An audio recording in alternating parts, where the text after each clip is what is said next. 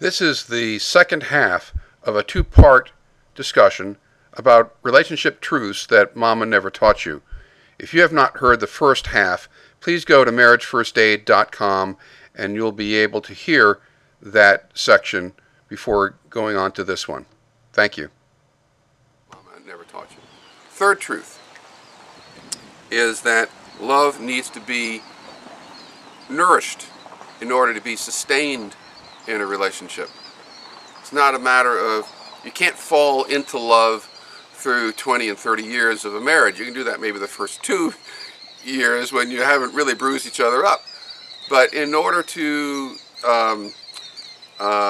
replenish love against the constant abrasion that we clumsy oafs do in a relationship, you need to be putting into the bucket, and you need to be creating affection.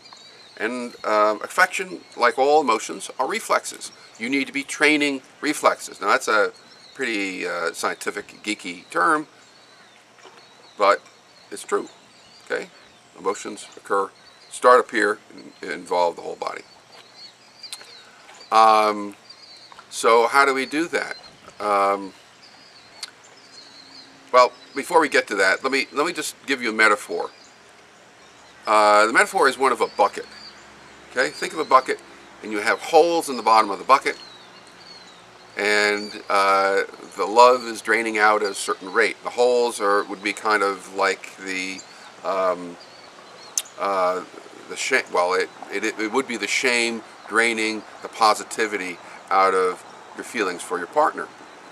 You need to be putting into the bucket at a faster rate than the holes are draining out. If you don't put in, it's just a matter of time that the goodwill drains out.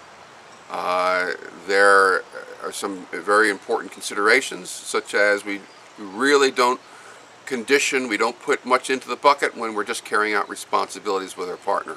If we do not focus in on our partner and reinforce the right way, then we'll go dry. That's the reason why many couples lose affection when the baby comes on the scene. All they're doing is parenting around one another. They're really not nourishing love. So love needs to be nourished and replenished against the abrasion of the little pinpricks of shame that we give each other every day. The fourth truth is that the best nourishment for love is receptive pursuit of mind. Now the whole world will tell you that love is about giving and outputting. And so we have this mechanical view of love that we make love by giving things to our partner. But when you think about it, and that there's some usefulness of that, in that the giving may provide some symbols that your mind holds your partner important. But it's in the reception of your partner that you really replenish love. Reception? What's that?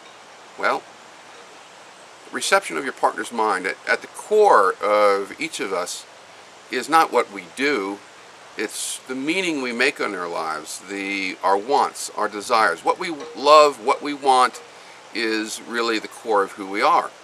So if your partner sees you tuning in and saying, well, tell me more about that, and what happened then, and what meaning did you place on that? What is it that you want?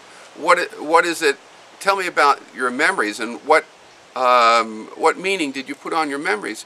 And you show in your face and your eyes that you are really quite interested and you're wanting more. It's kind of a pulling action. It's the pulling action of curiosity and empathy. Curiosity and empathy is more of a receptive process. And that process is the canary in the coal mine. It's the first thing to die when shame builds up and we become anxious and afraid around one another, and we can no longer really efficiently or effectively nourish the relationship, and the shame and inhibition takes us down. Okay? So love needs to be nourished as primarily through reception. Okay, these are 4 things Mama never told you, probably nobody ever told you. But I can tell you that it's very important, because when you design interventions to help these particular concerns in a relationship, couples improve. Okay, that's how I know these dimensions are at work. Also, I know because I study psychophysiology. You can tell I'm a little bit geeky, and I learn about how the brain and how emotions work. But when you intervene, when you make sure that couples give time away from responsibility and tune in, you can see the love starting to build back. When you train people to conflict in healthy ways, you can see them coming out of the numbness of being overtaken by shame. Okay? So a lot of this is spelled out in my book, The Marriage First Aid Kit. And you can also go online and read close to half the book at my website, marriagefirstaid.com. This is Bryce Kaye, wishing you a happy and safe voyage. Goodbye.